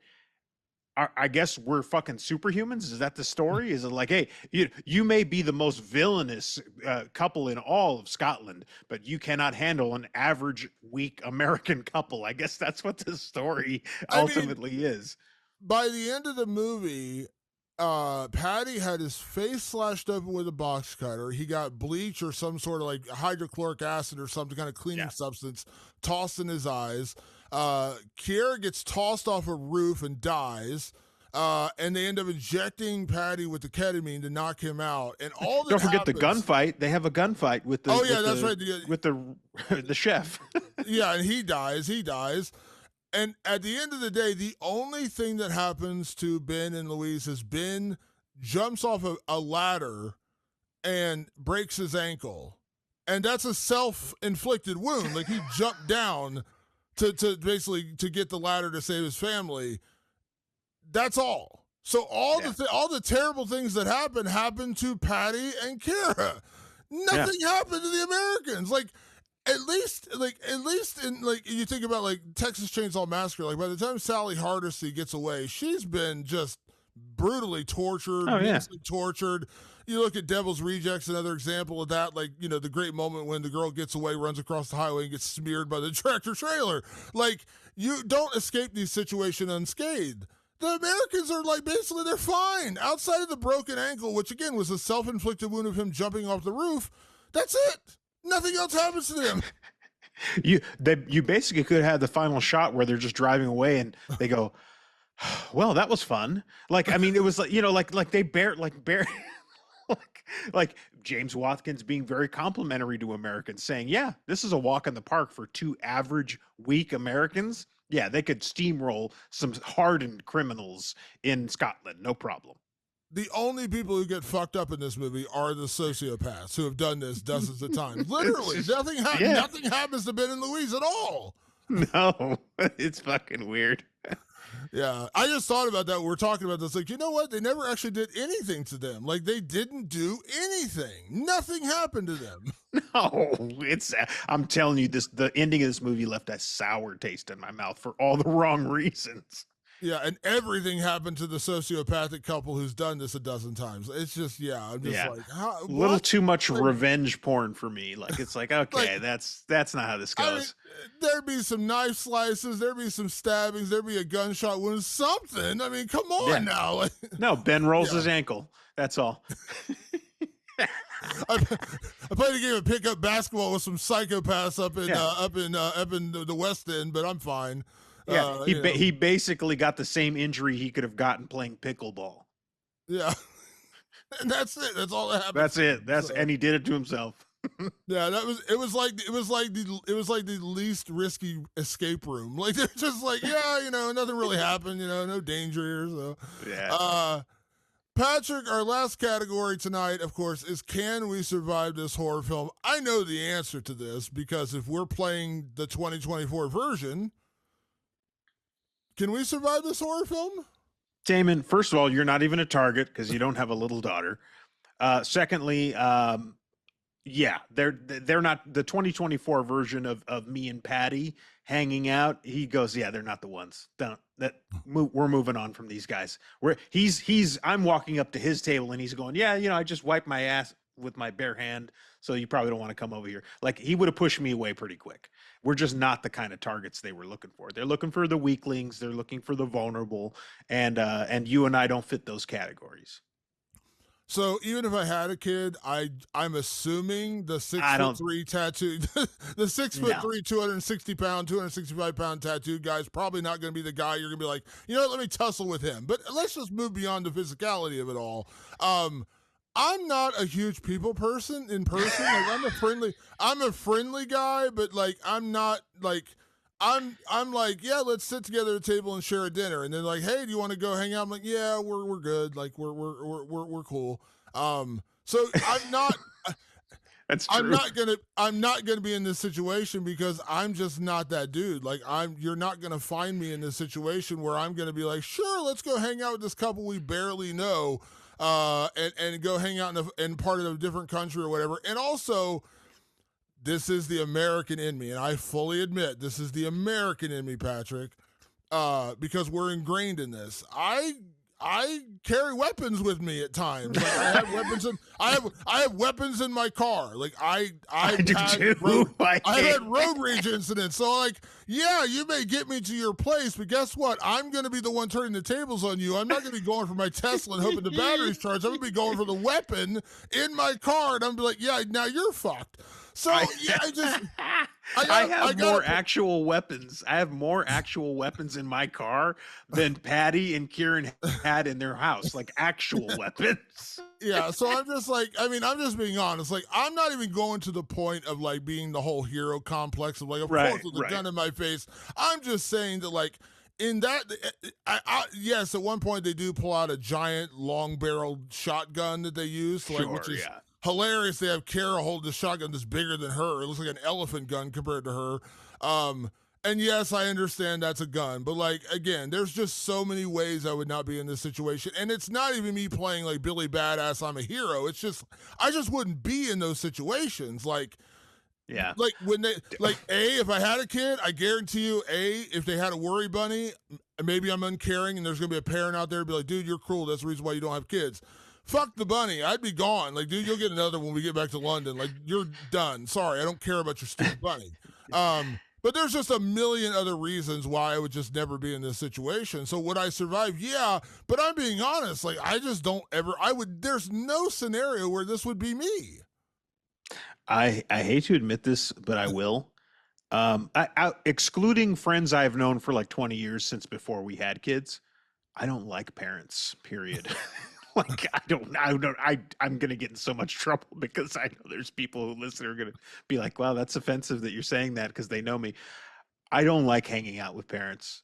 I would be going the opposite direction of wherever Patty and Kira are. I'm like, oh, they have kids, get away. Like I don't want to know those people. I'm not going on vacation to get to know other parents. So I would never be in that scenario.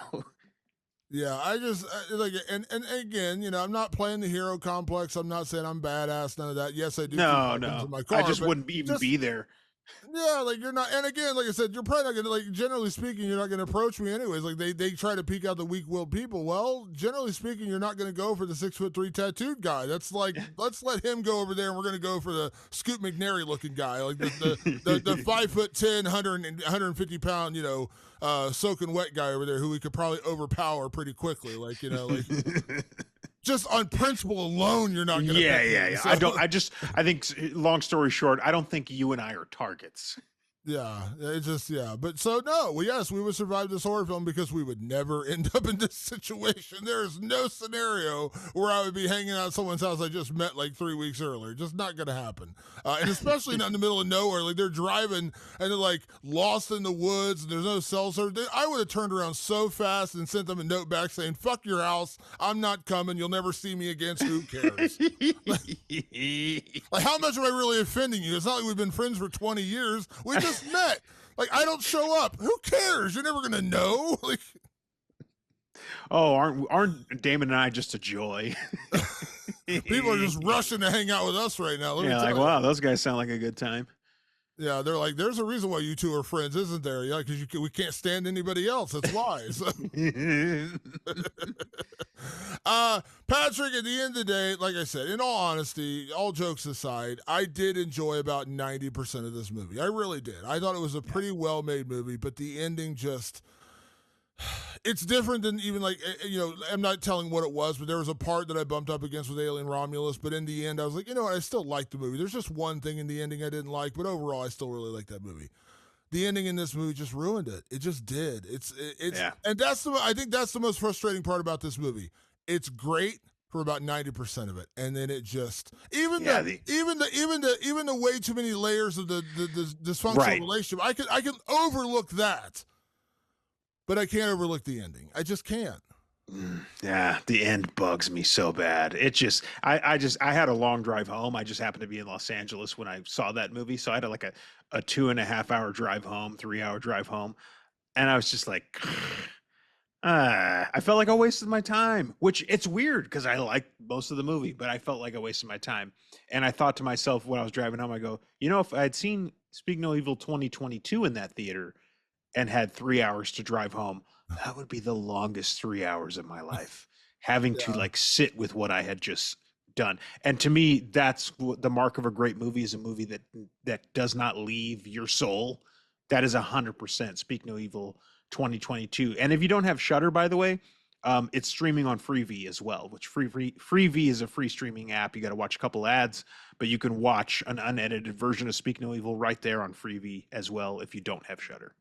Real quick before we get out of here, have you ever, I don't know why I thought of this right now. I was thinking about movies that just like affected me forever when I watched them. Have you ever seen the movie Gummo? Yeah.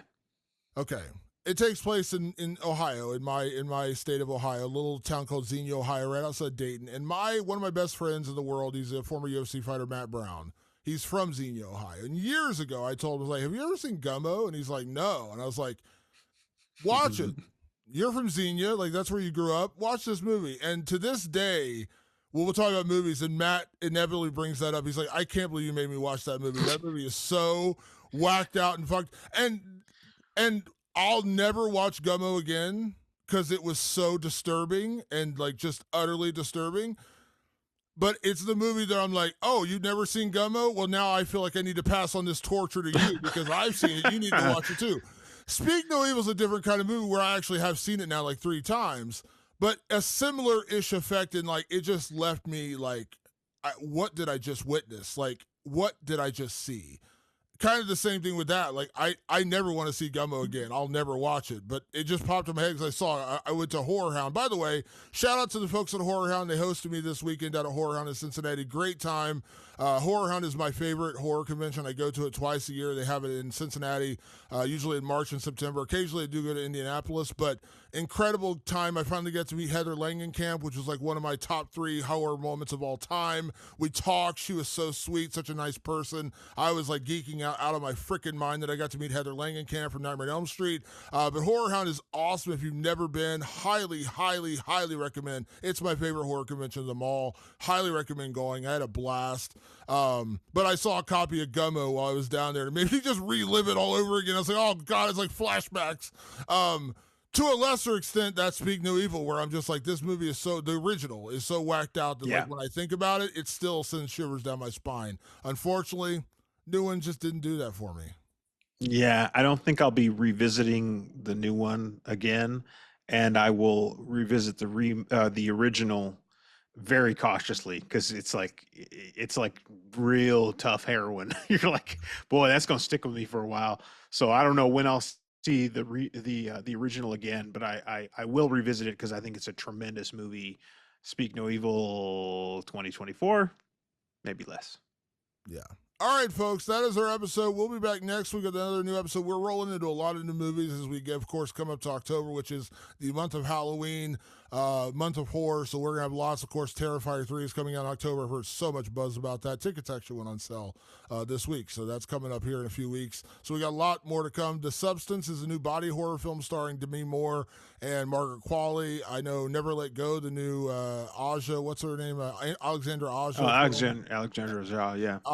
And that's coming out with Halle Berry. So lots of new films coming up in the near future, so stay tuned for that. As always, want to say a big thank you to everyone that tunes into the show. Make sure you check us out on all of your favorite podcast platforms, Apple Podcasts, Spotify, and, of course, over on our YouTube channel, just search Rewind of the Living Dead, and you'll find us on YouTube. Subscribe if you could. Even if you don't watch us on YouTube, it just helps us a lot with the algorithm and search results if we have more subscribers. So please, please, please try to do that if you can. We do really appreciate it. And you can also find us over on our website, rewindofTheLivingDead.com. That couldn't get any easier to find us. You got questions, comments, movies you'd like us to review, hit us up anytime on email. Just send us an email at rotlivingdead@gmail.com. That's rotlivingdead@gmail.com. Or you can find us on social media. Once again, we are on Twitter /X, Facebook, and Instagram. Actually, just got a really sweet message from a user on Facebook the other day. Said, I just discovered your podcast, been listening to you guys, and I just want to say I love the show. So detailed. Keep up the great work. And I sent him a message back saying, thanks so much. We really appreciate it. So we love hearing from you guys. Compliments are nice, but if you got criticisms, we'll listen to those too, as long as they're, Oh, I see those on YouTube all the time because I manage those comments. That's fun. Yeah, so I don't. I generally do not look at YouTube comments. My confidence can only go so far. But yeah, send us, in movies. You got an opinion, a different opinion on why you love Speak No Evil, the remake. We'd love to hear that as well. So send us messages on there. And you can also find us on our own personal social media channels. I am at Damon Martin, and you are? At Director Patrick. And a big thank you, as always, for everyone that tunes in each and every week. We will be back next week with another edition of Rewind of the Living Dead. Thanks for tuning in, and we will see you then. Peace.